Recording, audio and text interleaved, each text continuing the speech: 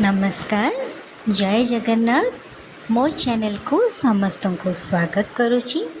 आज मु प्रस्तुत करी नरकोली खट्टा। जदि आपण मानक मो भिडियोटी भल लगे ताहले निश्चिंत गोटे लाइक करेंगे। आउ मो चैनल रे आपण माने नुआ थिले मो चैनल को सब्सक्राइब करदेवे। तो चलते एवं प्रस्तुत करवा। तो से मु किछि नरकोली नहीं, नरकोली को एवं भल भाव धोई करी छाणी नेउछि। तो मुझे कड़े रे सुखिला कड़े रे एबे नरकोली गुड़ाक दे दूची।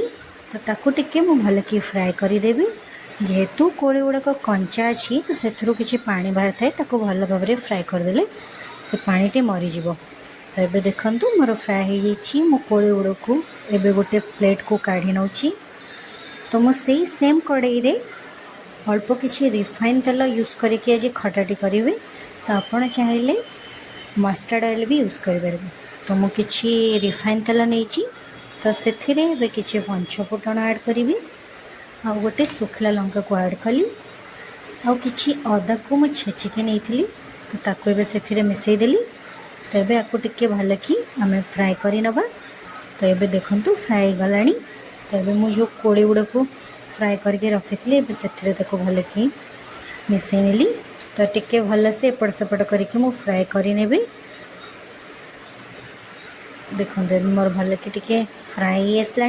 तो ये मुझे हाफ चमच लुण ऐड करी और हाफ चमच रु टिके कम मु हलदी नहीं। तो ये लुण हलदी को भल भाव में कोड़ी धीरे आम मिसई नवा। तो ताकू टिके भल कि आउ टिके आम रोस्टेड करदे। जेहेतु मो नरकोलीटा फास्ट फ्राए करी देखो ए कोड़ी मोर पानी बाहरुनी। तो जदि आप कोलीटा को फास्ट टिके फ्राए न करेंगे ताहले खट्टा कला बेले तादर अधिक पानी बाहर। देखु मु भल भाव ताकू ए फ्राए कर नेली। तो मु आज खटाटी चीनी रे प्रस्तुत करी। आपड़ चाहिए चीनी बदल रे गुड़ भी यूज करें। तो मु खट्टा गुड़ाक टिके मीठा ना मत भल लगे। तो से मु गोटे गिनार पूरा चीनी नहीं। तो आपड़ चाहिए आपन को जी मीठा दरकार कम बेसी करें।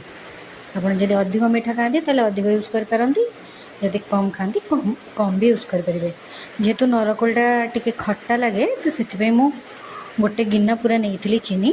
तो ये देखूँ मुझे भल भाव टिके फ्राए करुच्ची। जेहेतु चीनी पागटा हम तो चीनी पागरू पूरा चीनी पागटा पूरा भल से फ्राए हवा जाए ताको फ्राए करेंगे। तो देखो ये चीनी पागटी मोर पूरा फ्राए हो जाइए। कोड़ी गुड़ाक भी पूरा से चीनी पागरे पूरा मिस जाइए। तो ये मु लास्ट को से खटारे किछि जीरा लंका गुंड ऐड कली कहीं खटाटी अधिक टेस्ट लगे। तो ये मोर खटाटी पूरा प्रस्तुत हो गला। तो आपण मैंने निश्चिंत नरकोली खटा ट्राए करंतु। आ केमती लागिला मते निश्चिंत कमेंट बॉक्स रे जणाइबे। और मो पोस्ट को लाइक करेंगे, कमेंट करेंगे और शेयर करेंगे। रही नमस्कार।